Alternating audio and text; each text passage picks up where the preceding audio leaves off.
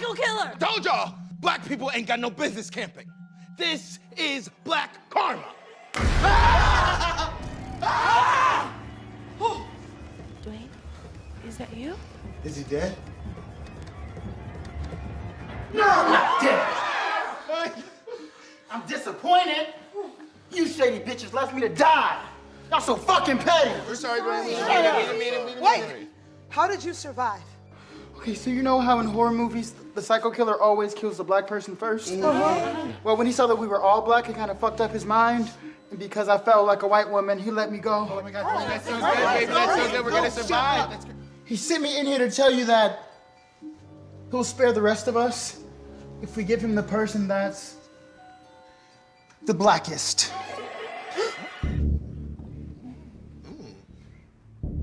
Well, Lisa says nigga the most. Nigga! See? No. That does not make me the blackest, okay? I am very white. I watch Gilmore Girls every day. I let my daughter call me a bitch, and I say nigger. Hard on. Oh. Yeah. Yeah, we've really been meaning to talk to you about that. John's a gangbanger. No, I'm not in the gang. I just went through a bandana phase. I'm so white I let my dog kiss me on the mouth. Ew. No, Shantira's the blackest. She's wearing a Black Lives Matter t-shirt. And she smells like cocoa butter and historically black colleges. Wait, what happened to your shirt? What shirt? I don't know what you're talking about. Besides, all lives matter. All lives matter. All lives matter. Oh my God. He is gonna come in here soon if we don't give him someone.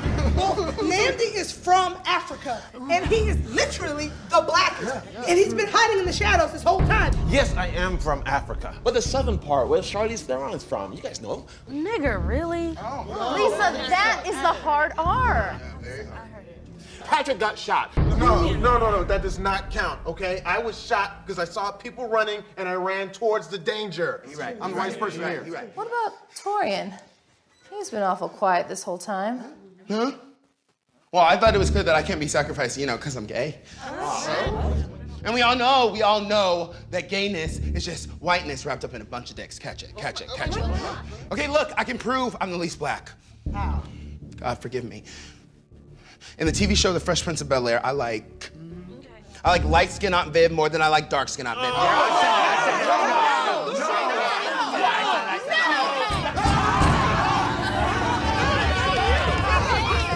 I hate seasoning. I clap on the ones and threes. I'd rather eat kale than greens. I went to a Bjork concert. I thought quinoa was one of the days of Kwanzaa. I qualified for the Winter Olympics. Mayonnaise is the best condiment. I voted for Trump. You.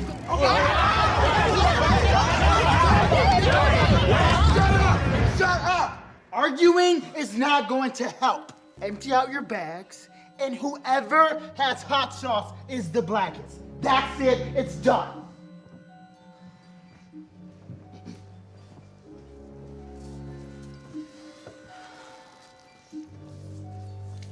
Count of 3. 1, 2, 3. Oh, fuck.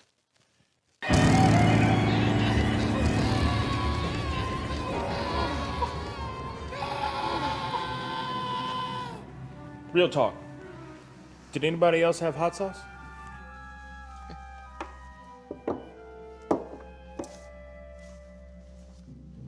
He voted for Trump. That motherfucker had to die. For the culture.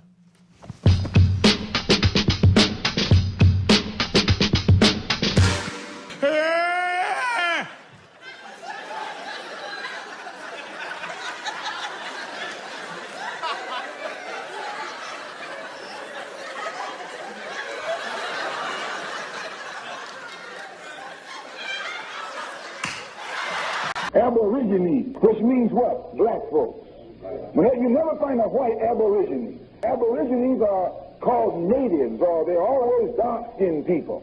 You and I are Aborigines, but you don't like to be called an Aborigine.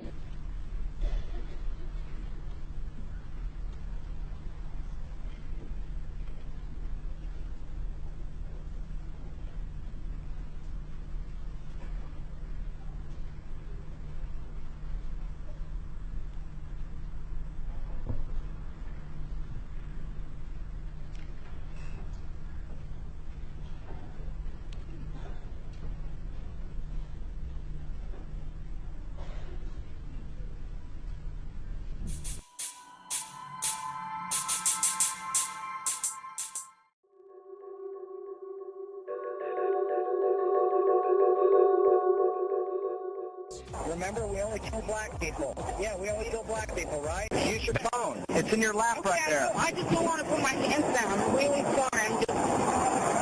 You're just really drunk. No. I've just been way too many videos of problems. But you're not black. Remember, we only kill black people. Yeah, we only kill black people, right? All the videos you've seen, have you seen any white people get killed? You have.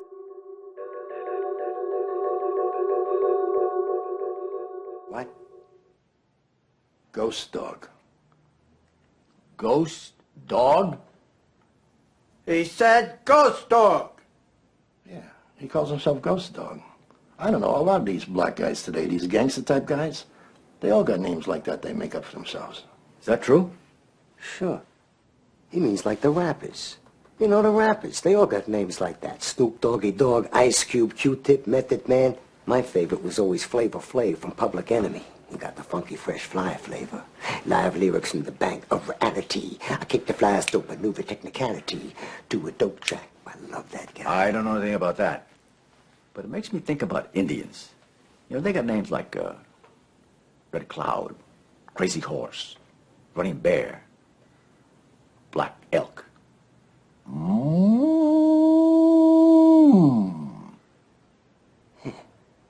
That kind of shit. Yeah, Indians, niggers, same thing.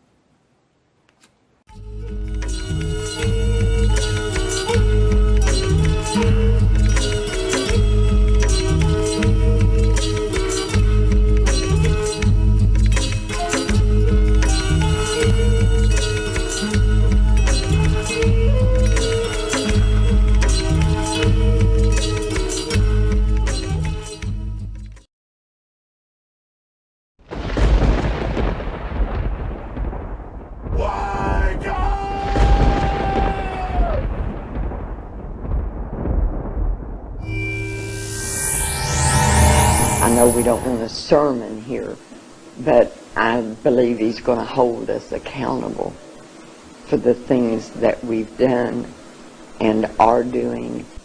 If any of my kinfolk ever see this, then I'll lose more than what I've lost already.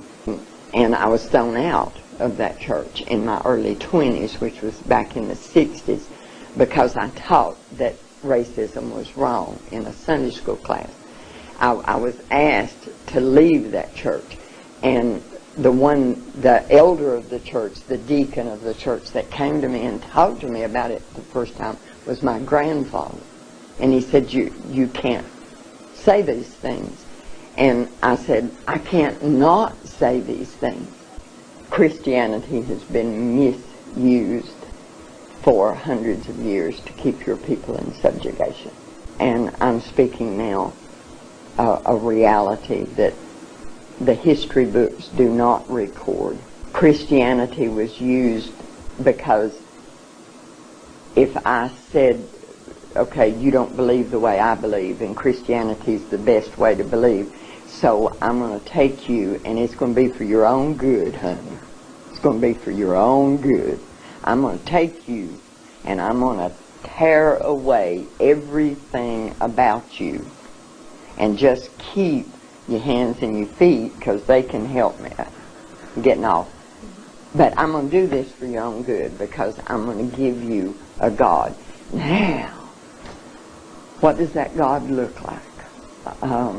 The reality of it is when he came here, he didn't look like me.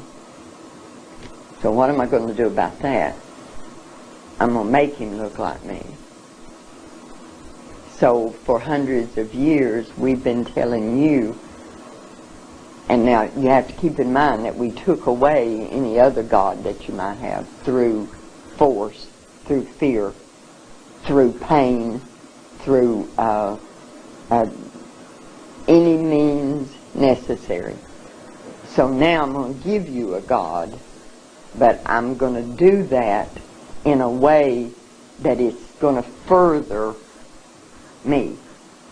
So I'm going to give you a God that looks like me, so that when you bow down to that God, you're bowing down to me. The Bible tells us what he's going to look like when he comes back. We have taken that and changed it. Do you remember when Jesus went to Egypt?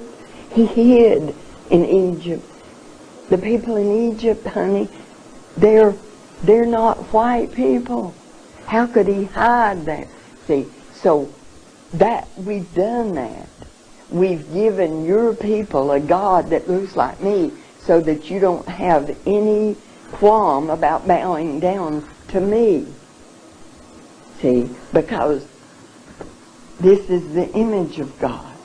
I don't know of any sin that we've committed that's greater than that one. And we did it with the Bible in our hands when we were beating your ancestors for looking at us eye to eye. And we're quoting to them from this scripture. Even if we allowed them to have their own ministers, which there wasn't many of because we didn't allow them to read. But if we said, okay, you can have your church. This is my plantation. I'm going to do what I want with it. You can have your church. But then spies were sent. And those spies would stand outside the church, and that man would be beaten, perhaps killed, if he preached anything other than 3 sermons. And those 3 sermons were turn the other cheek, obey your master, and it's going to get better one of these days. God's going to take care of all of it. You're going to be in a happy, happy land. So put up with what you're putting up with now. And we made your people preach that to your people. And it's still being done. It's still being done. Those are the sermons that your people hear. Those sermons are what causes your people to comfort me when I do something that's wrong. We still know where your place is. We know where our place is. And to me, the greatest deception that we've caused is that your people believe us when we say, this is my place and that is your place.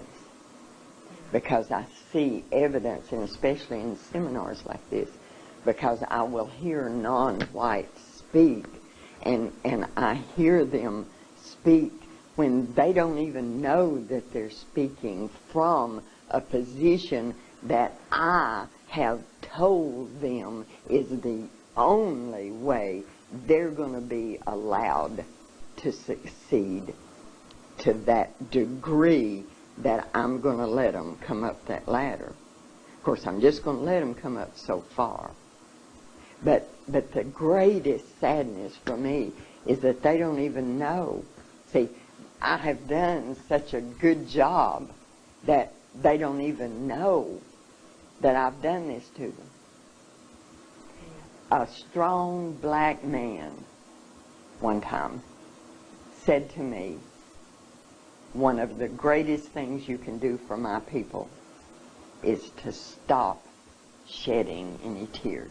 And he said to me, you must stop the tears because my people are so conditioned to putting their arms around you and comforting you when you weep. Then they are no longer strong.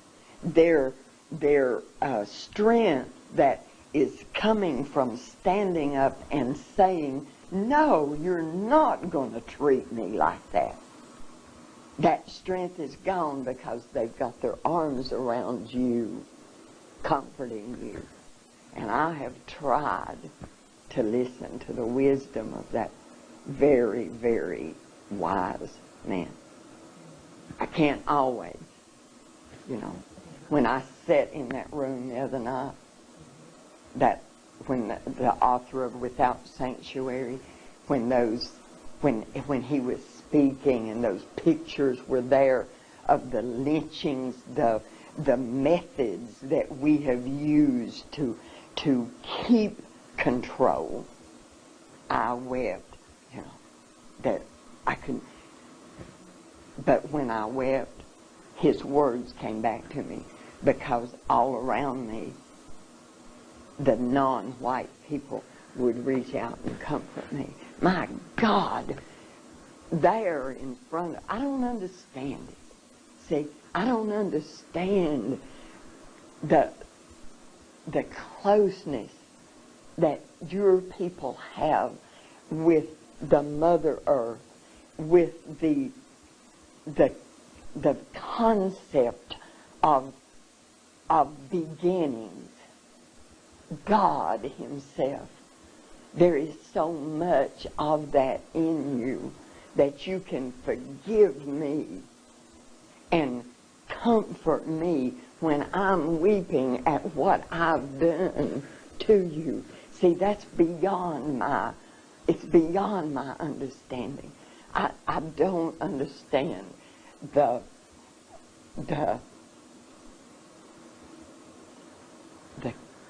kindness.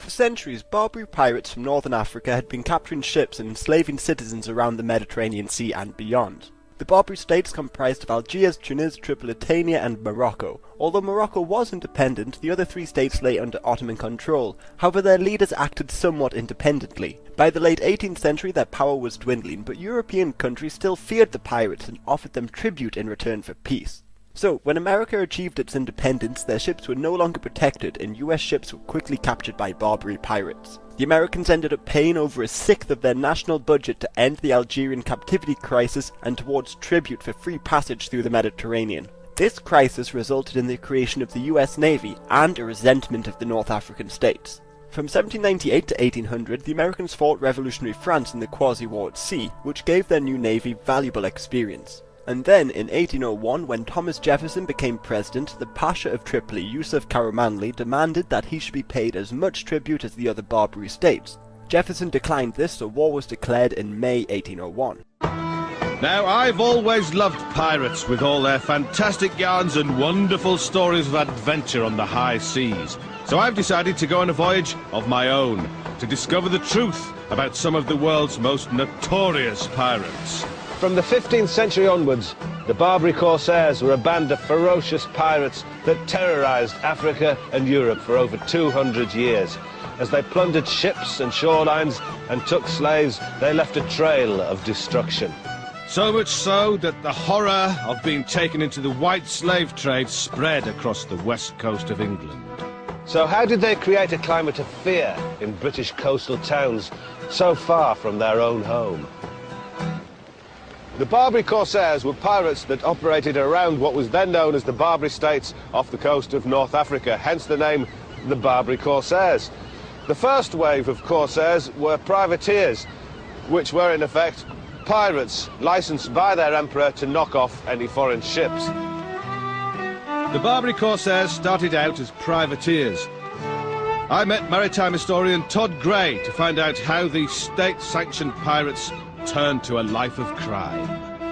They would say that they were privateers, that they had official permission. But one country's pirate is another country's privateer. So they were acting as privateers, robbing ships who were trading on the coast of North Africa and taking part of the spoils back to their sultan, yes, if you like.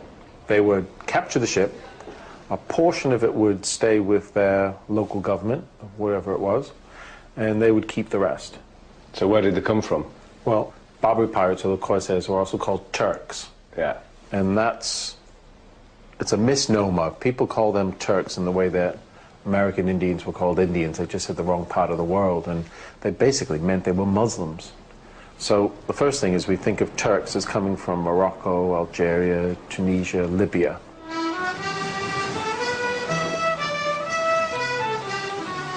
At first, the Barbary corsairs stuck to their own territory around North Africa, mainly because their ships weren't built to sail in the harsher northern waters.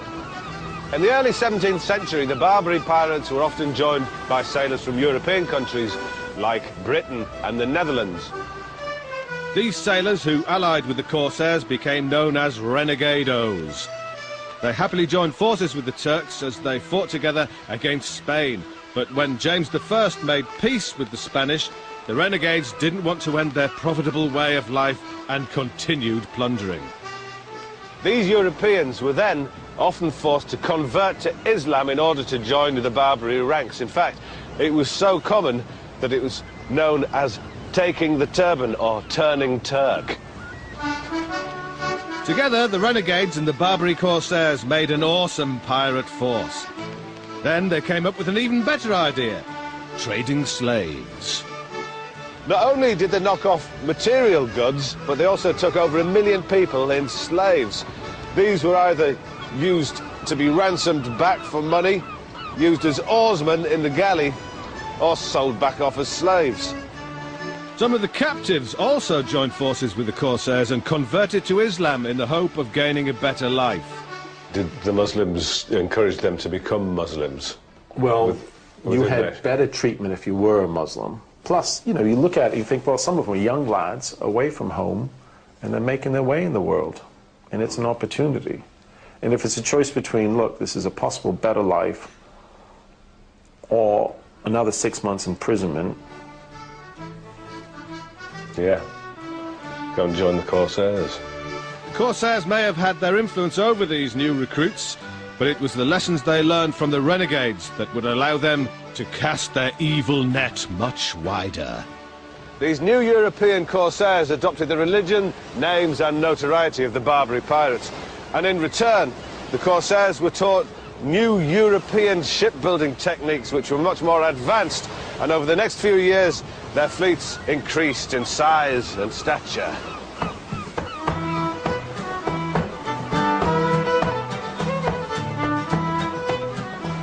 Having built ships that could go further, it meant that the corsairs could travel beyond their normal hunting grounds and into new territories. A new era of terror had begun. It took them more or less 20 years to go from just operating off of Africa to being all over the southern part of England. And they knew what they wanted. They wanted ships and men and cargo, but they also had expertise that they couldn't count on before, because they started to use Western sailors. And they were a great source of local knowledge. And I think more than the fighting, the British renegades gave them information which made it possible for them to operate off of the English coast, and at the same time it made them look a bit more powerful. Many accounts were published of the Barbary corsairs' presence in the Bristol Channel. They were described as Mohammedan pirates to fear, and these tales of terror spread anxiety amongst seafaring communities. In fact, the Channel was such a profitable hunting ground that the Algerian ships often headed directly for the Severn. What they really wanted was a large ship which wasn't very well defended, didn't have much cannon, didn't have much artillery, that they could take captives and the cargo and possibly the ship and bring it back to wherever they're going in North Africa, ransom the men, and then keep the spoils. So they looked for fishing boats. And of course the southwest, from Wales all the way down the English coast to Dorset, is involved in overseas fishing, you know, Ireland, Newfoundland, New England, Iceland. So we have lots of ships crossing the Atlantic then, which are full of 60, 70, 80 men. No cannon, no artillery. And these are perfect to be taken as captive ships. And this was a way in which they made an equivalent today of millions of pounds. One of the attractions of the Bristol Channel was the fact that James I had made peace with Spain in the early 1600s, and so the whole area had a very low naval presence. The Navy wasn't big enough to be able to patrol the whole coastline. So you could have 100 ships disappear within a matter of hours and not be found again.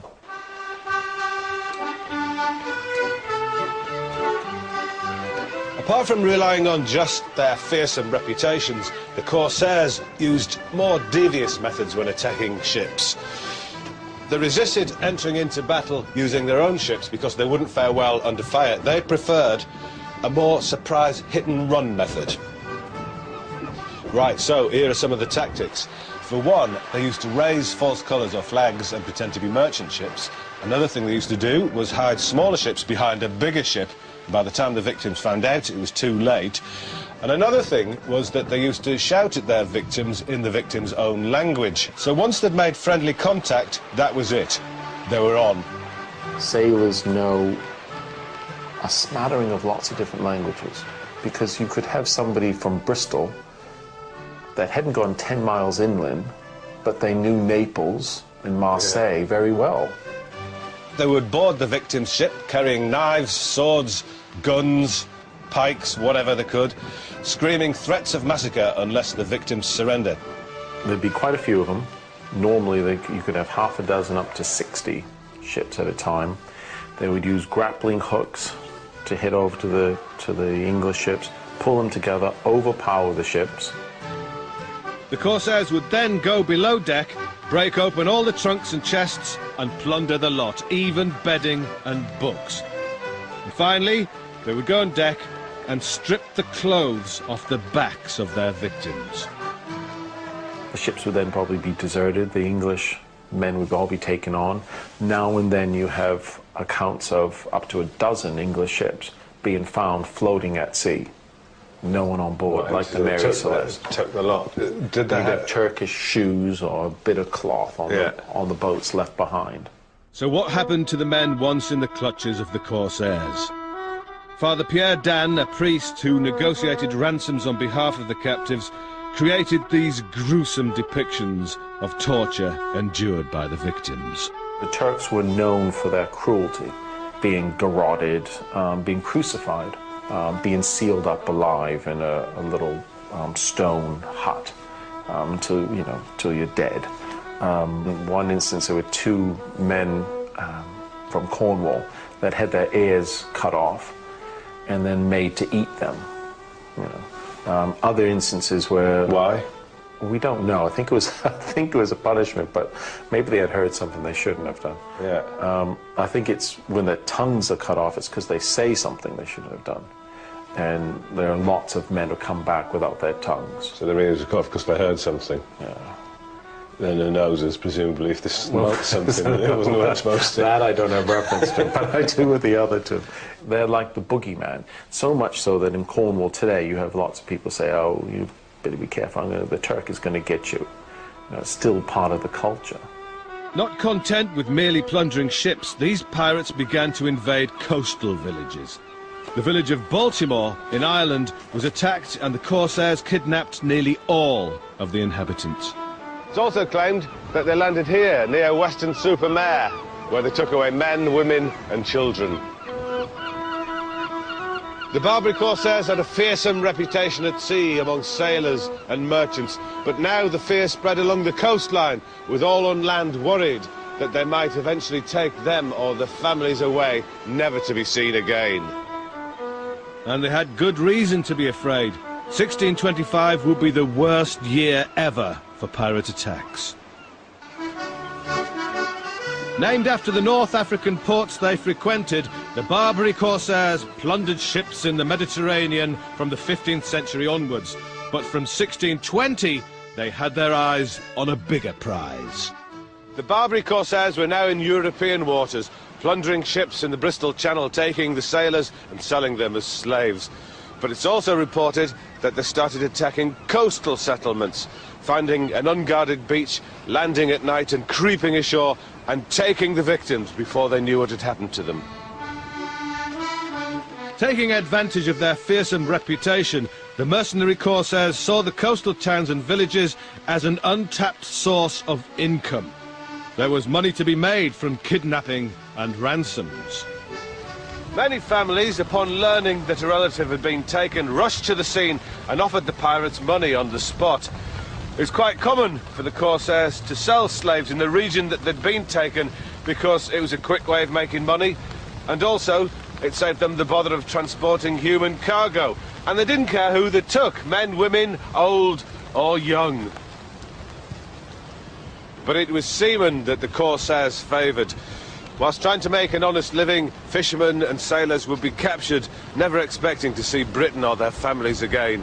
The arrival of the corsairs in the Bristol Channel brought rumour and hysteria, and Sir John Eliot, the Admiral of the coasts of Cornwall, had this to write about the impact of the corsairs.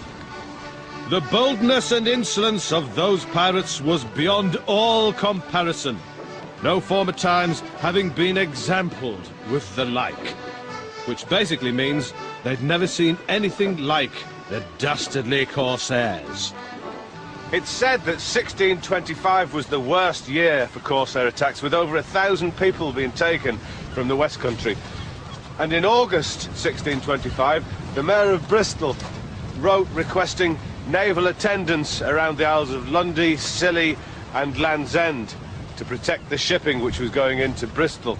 He didn't want those merchants to be pestered by those damned corsairs, did he? But the Navy was powerless against the pirates. They failed to protect ships in British waters, and many unfortunate sailors were captured and endured a long and tortuous journey on board the corsairs' galleys. If you weren't lucky enough to be ransomed at home, most were taken to markets in Morocco to be sold off as slaves, and it's estimated that the Barbary pirates took over 1 million people as slaves from Europe between 1520 and 1780. They were taken to places like Port Salé and into the castle keep, where they were crammed in like sardines. They'd then be made to parade through the streets in chains and few clothes.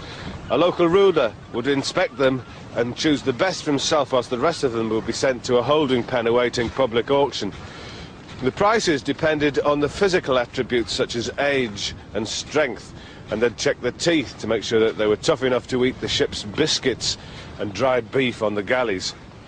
And they even used to whip them with sticks to make them jump and leap around to see if they were fit enough.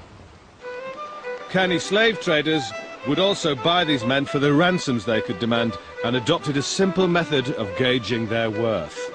And then they supposedly look at their hands, like they look at your hand, right? Look at your hand and see, is that a working man's hand? Yeah. Or is it a gentleman's hand? If it's rough and callous, you're not going to get as much money as if it's a nice soft hand of a merchant or a gentleman.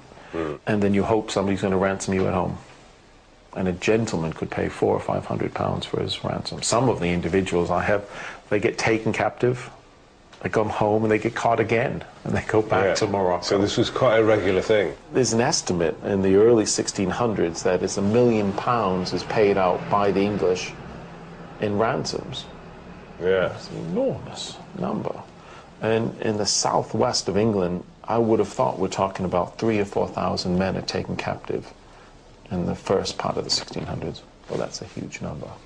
So there's, it's quite devastating effects. Trade stops some years. Certain ports don't have any mariners left. The fear of Turks immobilizes people. And on the back of it, North Africa, or some parts of North Africa, become very wealthy.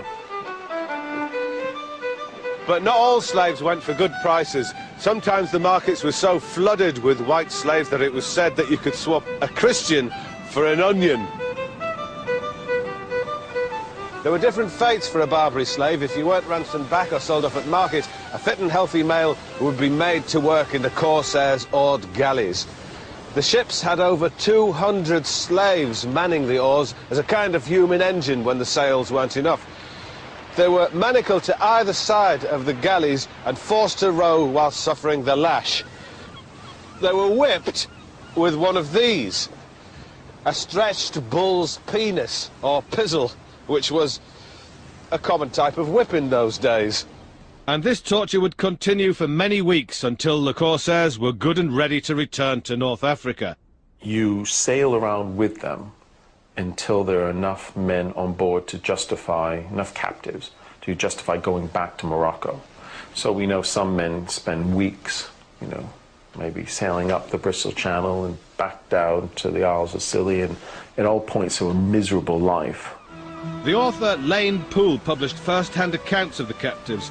One man named Jean Martin de Bergerac, a slave on a Barbary ship, gave this grave description of life on board.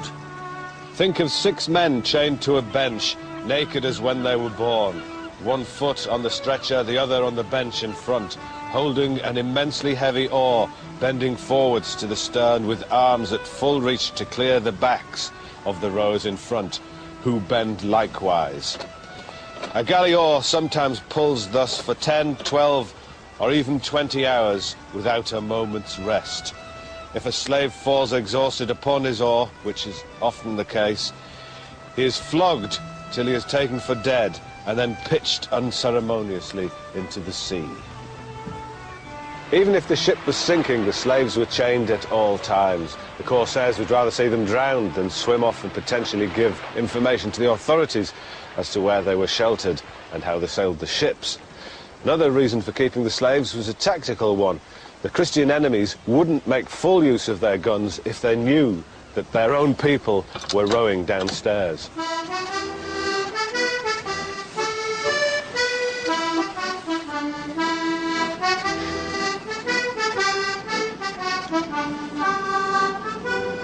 People who'd been enslaved by the Barbary corsairs could have an easier life and be given easier tasks if they converted to Islam and took a Muslim name. And as unlikely as it sounds, getting on with life and working with the corsairs could prove to be preferable to the long wait for the authorities to come and pay the ransom. The British system for freeing slaves was shambolic. Thousands upon thousands of men and women would languish in Barbary corsairs' chains without any help from the government. Every county I've looked at across Britain, you can find money given by some parishes towards ransoming men. Say, in Plymouth, outside the church, there'd be 2 men standing there receiving money to go to ransoms. But it could take a year or 2 years to redeem them. But even when released, it wasn't all plain sailing for the liberated slaves who had adopted the names and religions of their captors. One of the reasons was that after they'd converted to Islam, they didn't exactly get a warm welcome when they came back home from the Christian community. The Bishop of Exeter was so concerned about it that he devised a special service for the Church of England so that any man who became Islamic would go through this service so that he could become a Christian again. And it basically meant they would dress up in a white robe, almost look like the KKK, you know, the pointy cap, the whole bit. And they would stand at certain parts of the church for, I think, 6 weeks. And you would stand silent until you've begged the forgiveness of the congregation and of Jesus for turning away from the true light. Well, it just shows how important it is in the 1630s in England that the Bishop of Exeter comes up with this service. The corsairs had carved out a formidable reputation and amassed a fortune, but they couldn't reign supreme forever. By the end of the 17th century, the presence of Barbary pirates had begun to wane around the coasts of Britain. This can be put down to a few factors. By the late 1600s, the English Navy had become a bigger and better fleet and a greater force against the corsairs. Also, wars had broken out around the Barbary coasts, and many of the non-European corsairs had returned to fight for their countries. And more tellingly, trade had picked up on the Barbary coast, and so they could plunder locally. So we're talking about 200 years of it being sometimes just an irritant, and other times quite a chaotic, well, almost like a crisis, I suppose. I mean, 1625 was a horrific year for the southwest of England. These legendary pirates cut a swathe across the high seas, terrorized thousands of miles of coastline, and stole over 1 million people from their homes. Of course, there are many reasons why the Barbary corsairs caused such a climate of fear. Nobody had seen anything like them.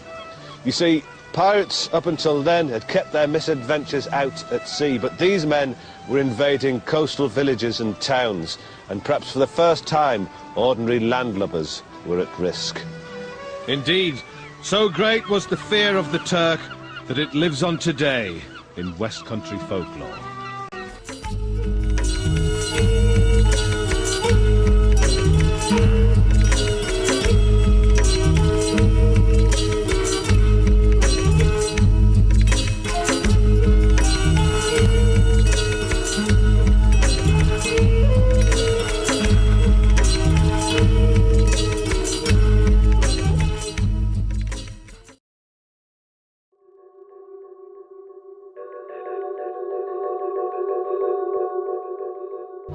Yes, what's the issue? No, it's not. Okay, let's have a charcoal debate because these guys are sitting out here peacefully having a barbecue. You guys have a problem with us having a barbecue? Oh, here's the thing about that too.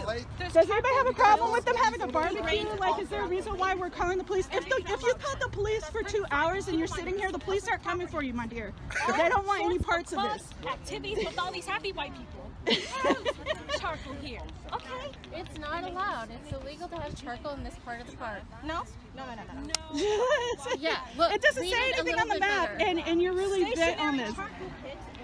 You could have a non-stationary. No, you cannot have a non-stationary charcoal in this area of the park. You can, especially if it rolls on wheels with clean. No, you can't. So please. It's the charcoal police. Go. Shoot. It's the charcoal police. No, it's okay. She's entitled to be here, and we're entitled to be here too. This is a park that everybody. She's invading people's personal space, man. And they're not. It's not like they're dropping poles and making. I mean, like. She's not from around here. That's some gentrification shit. My park. My park. She said this was her park? Yeah, I So how did she talk to you guys? Was it a difference? Well, I was out here by myself, and she came up here. I'm like, look, man, I'm minding my own business. I was like, I've been here 42-something years. I know where I can and cannot barbecue at. You know what I'm saying? She was like, it's against the law. I'm going to go home and call the police. I'm like, you know what? Do what you want to do. Fire department rolled by here about 2 or 3 times, looked at me, waved, and kept going. Right. There you go. There you have it. Welcome to the barbecue. Welcome. And to be fair, I was walking by and I saw her harassing him and stopped. He has done nothing. He's been sitting there chilling the entire time. Yeah. I mean, I'm pretty sure y'all feel a lot of pressure to not do anything in the first place, because as soon as anything happens, you know, it's like going to be somebody's fault, and it's not going to be her. Like a gentleman the entire time, despite her being super aggressive with him and everything. So her attitude was totally different before I got here. It was, I mean, it was really aggressive towards him. Wow. Really, so you gave me the white lady attitude. Thank you. That's why I came out here to show a difference. A white woman comes out here and she acts totally different. No, man, it's law. It's all about the charcoal. Oh my God.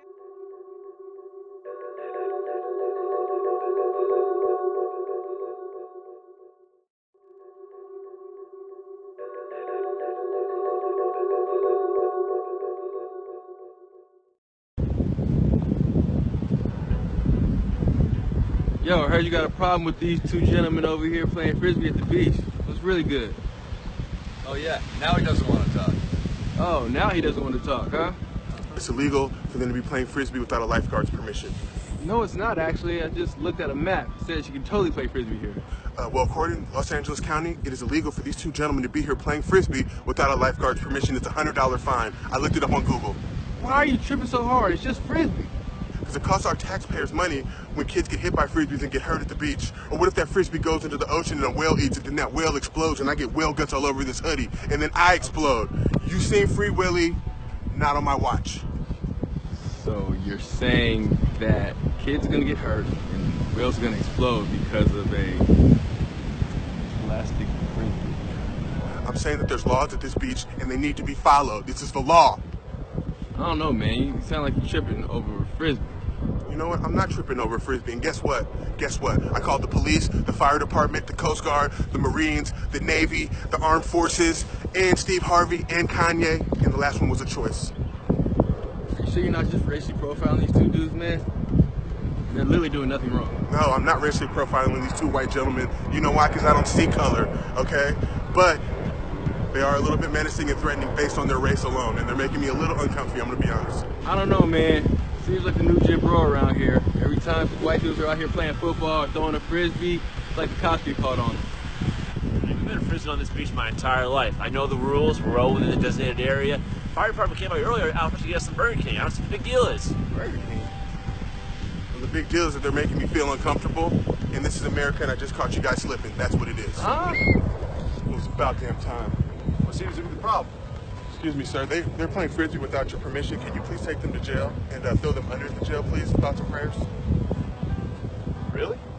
That's the emergency? It's a frisbee. No frisbees are allowed at my beach. Hold up, did you just say your beach? Excuse me, sir. I'm just gonna need you to back up. Let me handle this. White gentlemen have been playing frisbee. Deserve to be respected.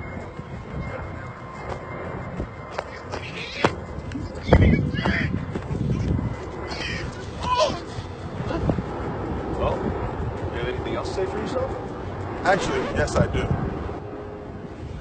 This video isn't real. But for people of color out there that are subject to constant harassment simply for making people feel uncomfortable, this type of situation is far too common in America. In a nation where blacks make up only 13% of the population, but 47% of wrongful convictions. Imagine having the cops call on you for trying to take a nap, or meet at a Starbucks, or barbecue in the designated barbecue section of a park, or all the other ridiculous reasons and rationale used to target people of color. Here's the thing. When we waste law enforcement's precious time dealing with these non-issues, we take them away from dealing with real emergencies and reinforce negative stereotypes about people of color in this country. We all have biases towards things that are different than us, but until we all start being the change and embracing people from backgrounds different than ourselves, we will never truly be able to advance as a society. We're all in this together, and it's on all of us to coexist peacefully. Share this video if it's time to stop feeling uncomfortable with people of color. Hindu goddess Kali, who was portrayed by the British in a devilish fashion.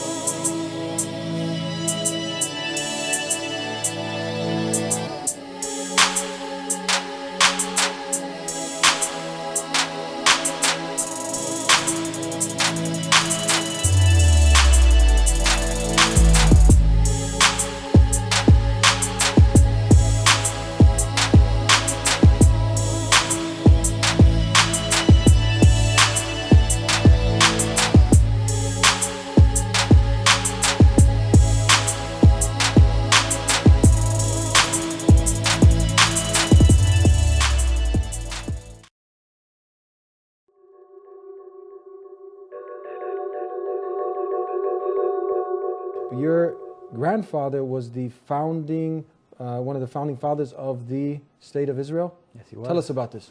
Yes, he was. The generation of my grandparents was the generation of the first Jews to take on Zionism as an ideology and take on this idea of establishing a Jewish homeland in Palestine. And he was very active. He became a leader within the movement. He was a member of the de facto Jewish government before the State of Israel was established. And he was one of the signers on the Declaration of Independence when the State of Israel was established.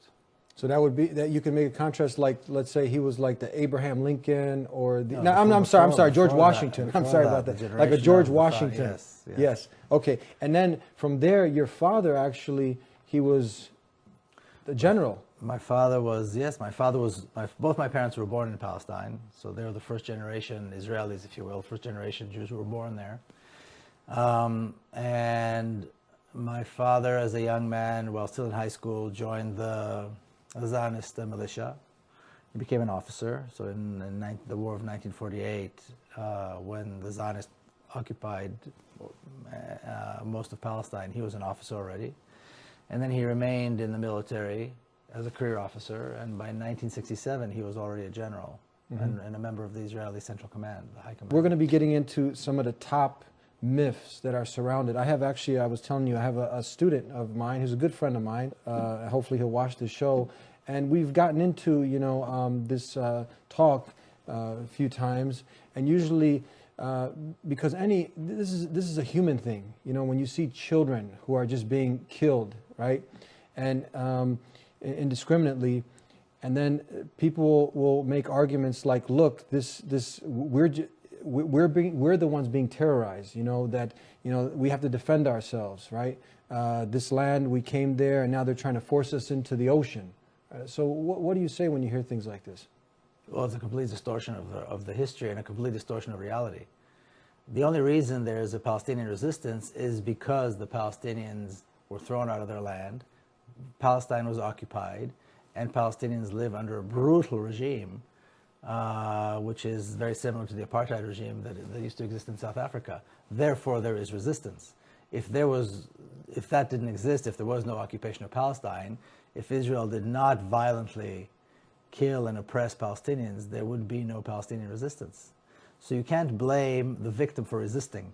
You have to look at what started the conflict. You have to look at the oppressor. You have to look at the stronger power, and the responsibility lies in their hand. I just had a rabbi give me an analogy. He said, look, imagine you left your home and then someone came and occupied it, and then you try to get it back, and then they went to the judge. Have you heard some of these analogies? Maybe you can. Yeah, that's assuming that, you know, that's taking it into a place which I don't usually go. That's making the assumption that today's Jews are really the descendants of the ancient Hebrews that used to live in that part of the world some 3,000 years ago. That's a bit of a stretch for me. And even if it was true, I don't think it. I agree with him. It doesn't justify. You know, I did not live there 3,000 years ago. My grandparents immigrated from Ukraine. Their parents, their grandparents didn't live there. And I don't know any Jew that can trace his or her ancestors back to the ancient Hebrews.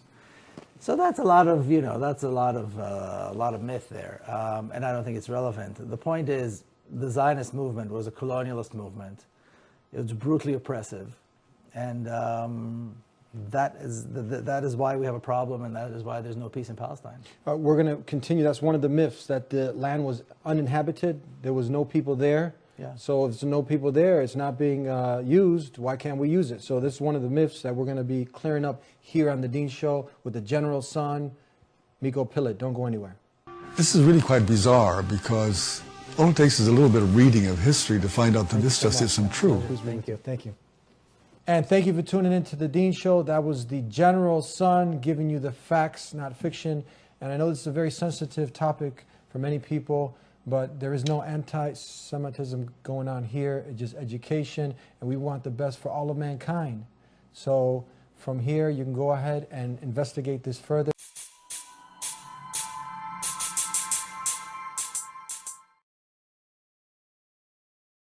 It shows your ignorance. The black nigger. Yeah, black nigger. Black nigger.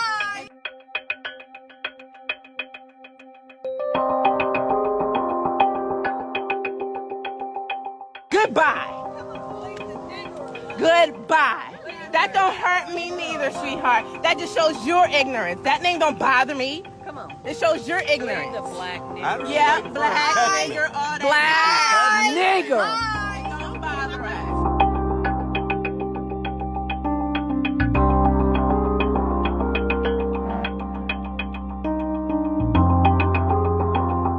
Black bitch. Go back in the pool. Bye. No. They're leaving. Call me out of my name and you gonna say get back in the pool?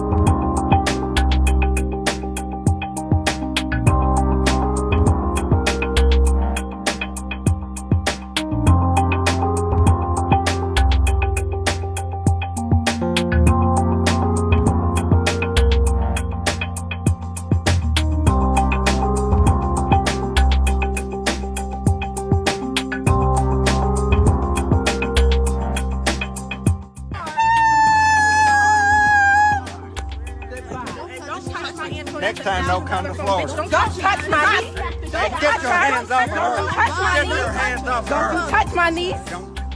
Goodbye. That's gonna be assault. Goodbye.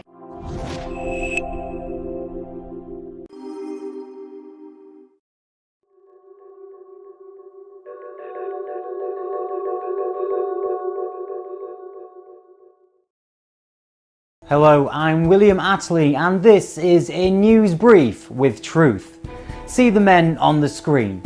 They are the ancestors of the African American, but there is a problem: their true identity.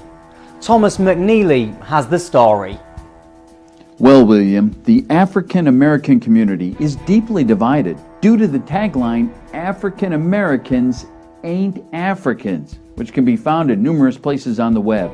Now, it should be obvious as to why it's causing a commotion, but if it escapes you, let me explain. The current American education states African Americans were brought to America as slaves from Africa, which is simply not true.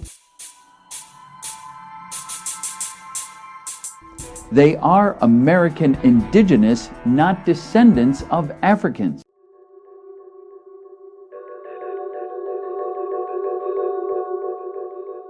As they say, the truth is stranger than fiction. Although this fact isn't spoken of openly, it's not a secret.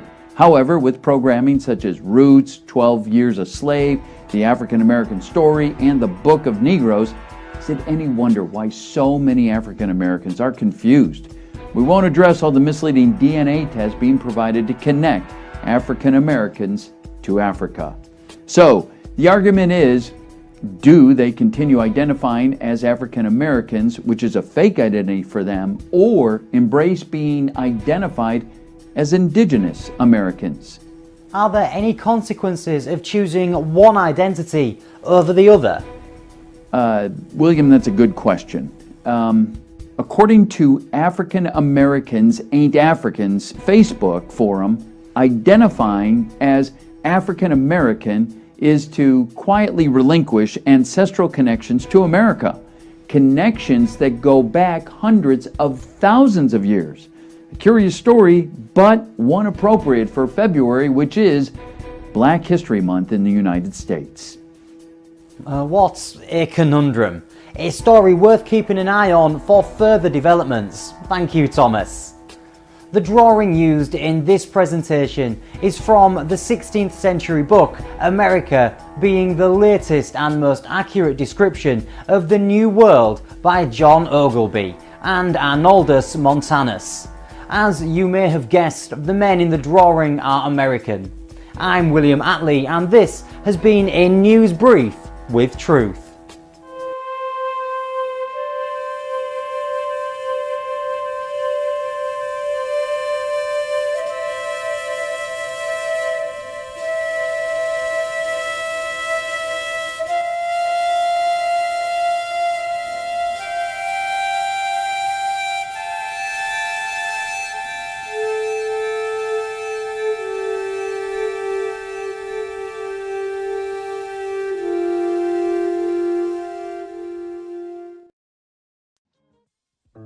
It's you liberals who have lifted them up, Howard. Paul, you conservatives make a mistake. You can't afford to strangle hope in people. Without hope, people become dangerous. No, Howard. You liberals have let them invade our society. You give them jobs, political jobs. Paul, you missed the point. It's only the smart ones we move up. That makes it even worse. No, we have to move them up. If we leave a smart one in the ghetto, he might develop into a leader against us. But if we raise him up into white society, we neutralize him. He feels compelled to try to act like us. He loses his identity and his racial anger, if he has any. He becomes alien to his brothers. They realize he sold them out and they grow to hate him. He becomes worthless to them and safe for us. No, thank you. In fact, in his love for the creature comforts, except for his color, he's become one of us.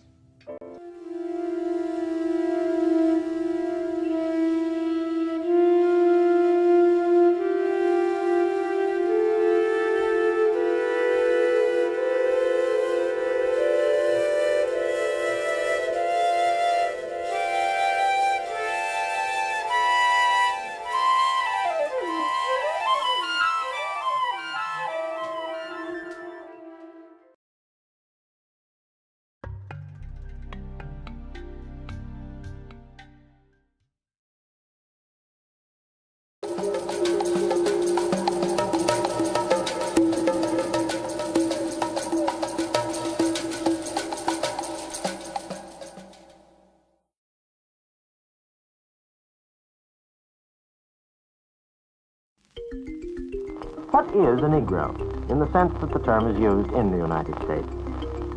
Obviously, one only has to look at the great degree of crossing, the tremendous variation in color that marks American Negroes. I hear the voice of Melville J. Herskovits, and what I wonder is, how did a white man come to know so much about black people? Is not valid. Probably more than any other American, Melville Herskovits is the person who demonstrates that African Americans are connected to Africans. He was a leading anthropologist of the 20th century, but he was also a kind of social paradox.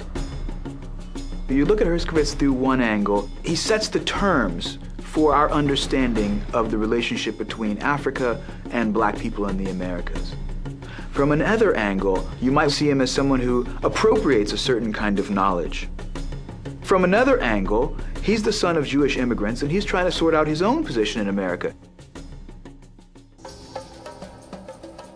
I always like to think of him as kind of the Elvis of African American studies. On the one hand, you might think of someone like Elvis as someone who takes things that blacks have already been doing and he gets the credit for them. On the other hand, you can say, well, here's a guy who actually mainstreams rock and roll. Herskovits mainstreams some of these ideas about the connections between African and African American culture. Herskovits contributes a book-length research manuscript to the Carnegie study that was eventually published separately in 1941. It was called The Myth of the Negro Past. And The Myth of the Negro Past would be the best known and most controversial book of Herskovits' entire career. In The Myth of the Negro Past, Herskovits is saying that the significance of his work is to show the dynamism, complexity of African culture and the influences they've had on African American cultures. He's trying to engage in a type of social engineering himself in that book. His argument is that if African Americans know this, that their self-image and their self-respect would be increased. I will always be grateful to Melville J. Herskovits for the contribution he made to my sense of self. This man said that like every other people on earth, I had a culture, and that it could be traced back to a place called Africa. But the connection between Africa and American black people wasn't a new idea. Du Bois had written about it decades before Herskovits. But Herskovits is able to add the data that they just don't have access to. It's understandable that some people resisted the thought that central to understanding African American studies could be a book by a white person. Was Herskovits able to do so much research on these questions because he's white? Because he had a certain kind of privilege that other black scholars didn't have?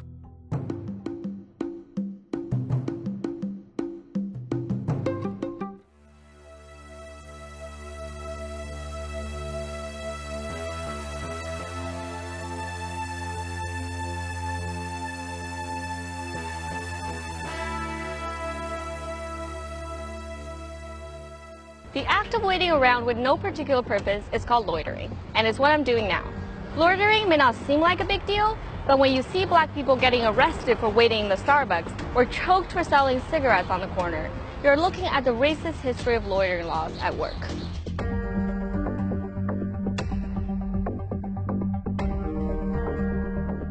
Loitering laws have been around for a very long time, but there's a fine line between loitering and just hanging out, which sometimes leads to selective enforcement. In some places, black people are between 3 to 10 times more likely to be arrested for low-level offenses like loitering than their white counterparts. So where did these laws even come from? Vagrancy laws and loitering come from Victorian England, and then they were imported to the US, but they take full steam and are enacted aggressively in a post-1865 moment. After the Civil War ended and slavery was abolished, Southern states passed a new set of laws called the Black Codes.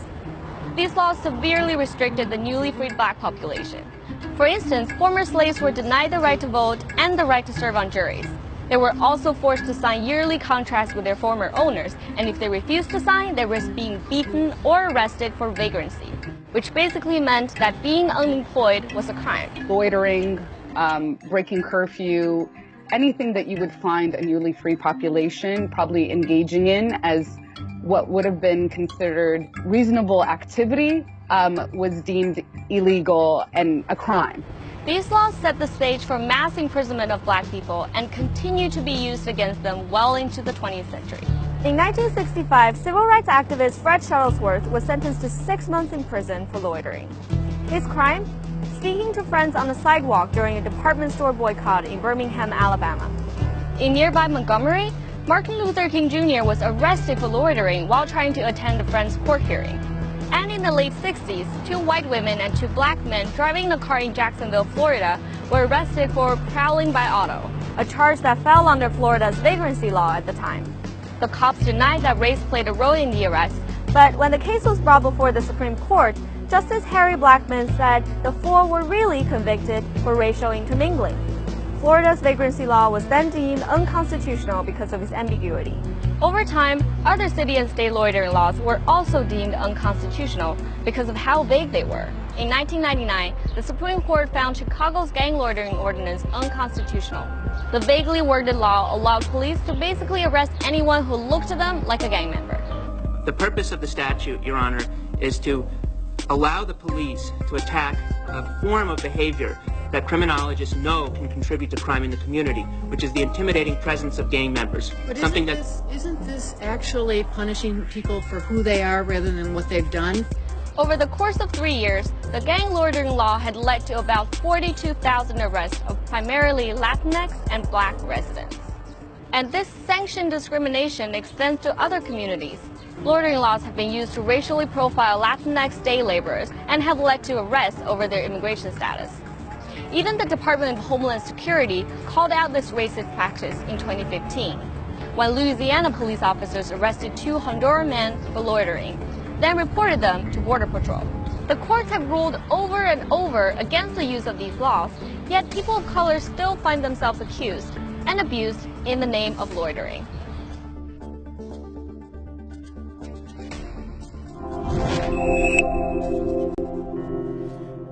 As a kid, I thought, if only I was born 30 years sooner, I might have been able to leave a real impact on the world.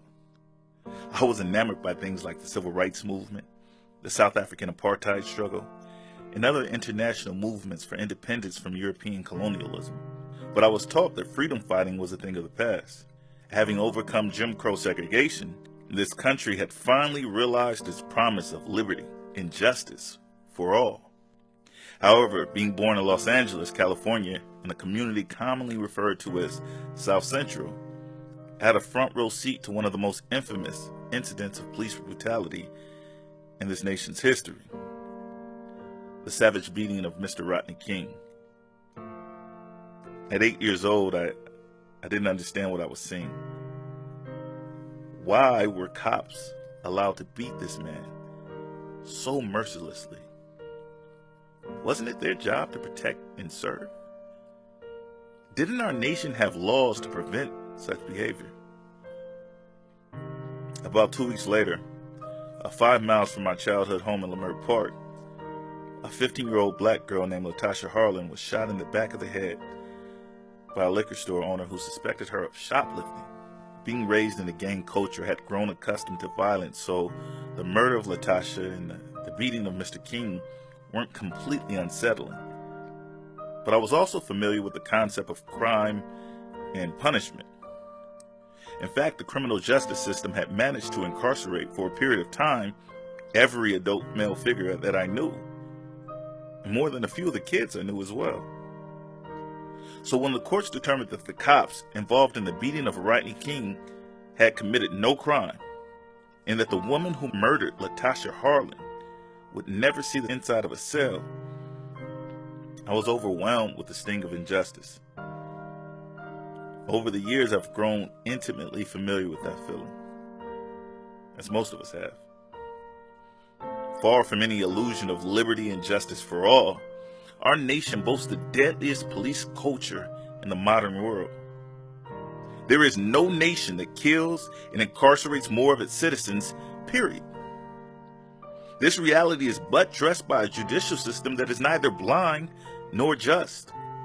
Decades of research have shown emphatically our criminal justice systems allow whites to quite literally get away with murder, particularly when their victims are black.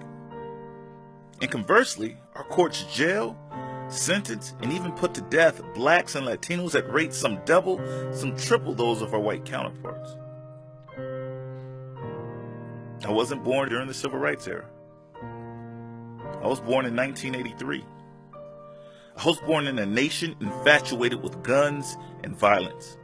A nation whose schools are falling desperately behind the international standard, more pathetically so in the inner city.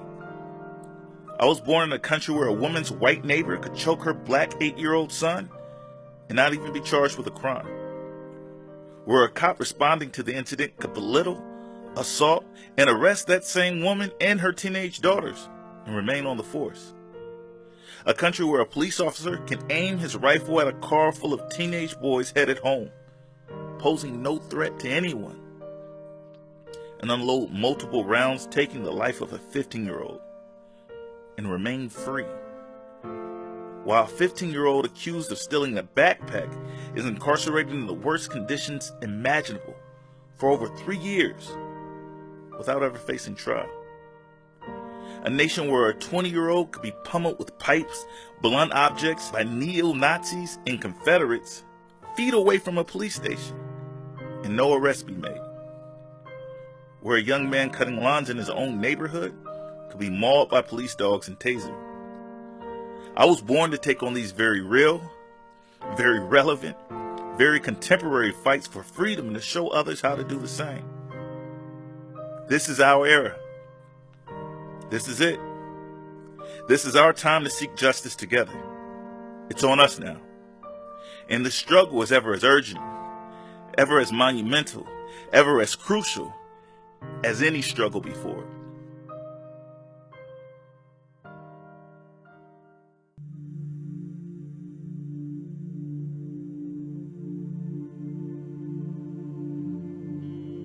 A lot of people want attack cards these days because they're looking for specific nodes. AB nodes, destiny. I was like, wow, I didn't even know. Good for them. Yesterday was the first time she said people wanted lungs. And then, like I said, always as many attack livers as possible. People just want livers. Some people want lower extremities too, which that's simple. I mean, that's easy. I don't know what they're doing with it because they want muscle. But Yeah, a dime a dozen.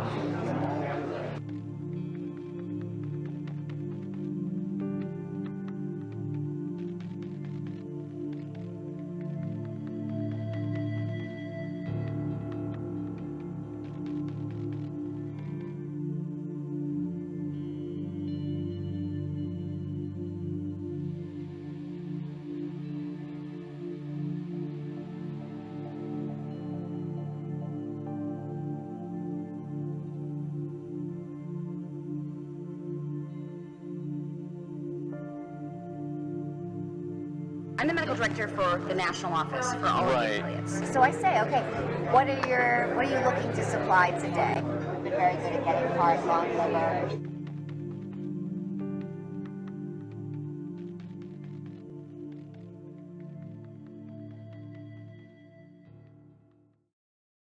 Every provider has had patients who want to donate their tissue, and they absolutely want to accommodate them. They just want to do it in a way that is not perceived as this clinic is selling tissue, this clinic is making money off of this. Okay, so when you are or the affiliate is determining what that is monetary. Yes. So that it doesn't raise any question of this is what it's about. This is the main. What price range would you? You know, I'm going to throw a number out. I would say it's probably anywhere from $30 to $100, depending on the facility and what's involved. The $30 to $100 price, or that's per specimen that we're talking about, right? Yeah. Yes. The $30 to $100 price, or that's per specimen that we're talking about, right? Yeah. Yes. How much of a difference can that actually make if you know what kind of what's expected or what we need versus? It makes a huge difference. I'd say a lot of people want liver, and for that reason, most providers will do this case under ultrasound guidance, so they'll know where they're putting their forceps. Kind of rate-limiting step of the procedure is calvarium. Calvarium, the head is basically the biggest part. Most of the other stuff can come out intact. Right. It's very rare to have a patient that doesn't have enough dilation to evacuate all the other to bring the body cavity out intact and all that. So then you're just kind of cognizant of where you put your brassicas. You try to intentionally go above and below the thorax so that, we've been very good at getting parts on liver because we know that, so I'm not going to crush that part. I'm going to basically crush below, I'm going to crush above, and I'm going to see that get out intact. And with the calvarium, in general, some people will actually try to change the presentation so that it's not a vertex, because when it's a vertex presentation, you never have enough dilation at the beginning of the case unless you have a real huge amount of dilation to deliver an intact calvarium. So if you do it starting from the breech presentation, there's dilation that happens as the case goes on, and often at the last you can evacuate an intact calvarium. So I mean, there are certainly steps that can be taken. So they can try convert to breech, for example, at the start of the... Exactly. They can, under ultrasound guidance, they can just change the presentation.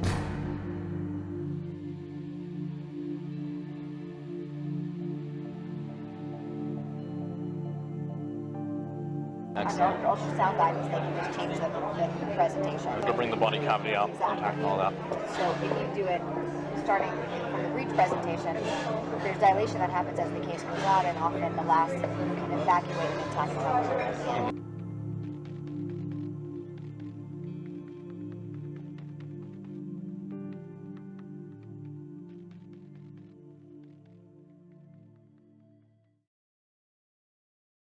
Federal abortion ban is a law, and laws are up to interpretation. So if I say on day one I do not intend to do this, what ultimately happens doesn't matter. So yesterday was a clinic day. So what, for example, like what did you procure? You know, I asked her at the beginning of the day what she wanted. Yesterday she's been at, a lot of people want intact parts these days because they're looking for specific nodes. Maybe destiny. I was like, wow, I didn't even know. Good for them. Yesterday was the first time she said people wanted lungs. And then, like I said, always as many intact livers as possible. People just want livers. Some people want lower extremities too, which that's simple. I mean, that's easy. I don't know what they're doing with it. I guess they want muscle. Yeah, a dime a dozen. If you maintain enough of the dialogue to the person that's actually doing the procedures and they understand what the end game is, there are little things, changes they can make in their technique to increase your Even though they have a set way that they do it, they're open to changing it. The reasonable people, sure. For example, so I had 8 cases yesterday, and I knew exactly what we needed, and I kind of looked at the list, and I said, all right, this 17-weeker has 8 grams, and this. So I knew which were the cases that were probably more likely to yield what we needed, and I made my decisions according to that too. So it's worth having a huddle at the beginning of the day, and that's what I do.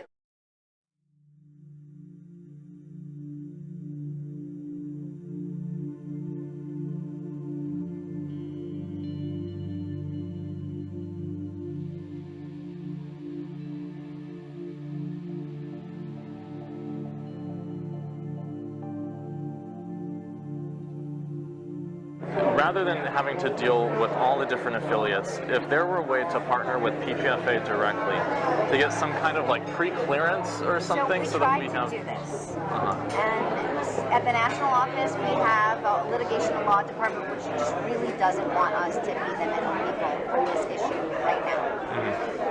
Because we were approached by STEM Express to do the same thing. One of the Northern California affiliates said, we're working with these people, we love it, we think every affiliate should work with them. And so we had a conversation, and we said, what do you think, we'll just go out and find all the people that are doing this and present everybody with a menu, and at the end of the day, they just decided right now it's too touchy an issue for us to be an official middleman. But that, when you say right now, do they see a future? Right now, the way the Supreme Court looks, I don't think it looks very good. Okay. If you talk to my litigation and law folks, anything that's going to go to the Supreme Court right now, we are all losers. But I will tell you that behind closed doors, these conversations are happening with the affiliates. Cecile, I want to thank you so much for Dr. Nuka-Tola. She's been so helpful for the past couple of years. Just with the fetal tissue collection, she's been very, very helpful with to talk to and how to like. Okay, great. Thank you. She's amazing. And thank you for Planned Parenthood. Thank you. Thanks for being here. For Planned Parenthood.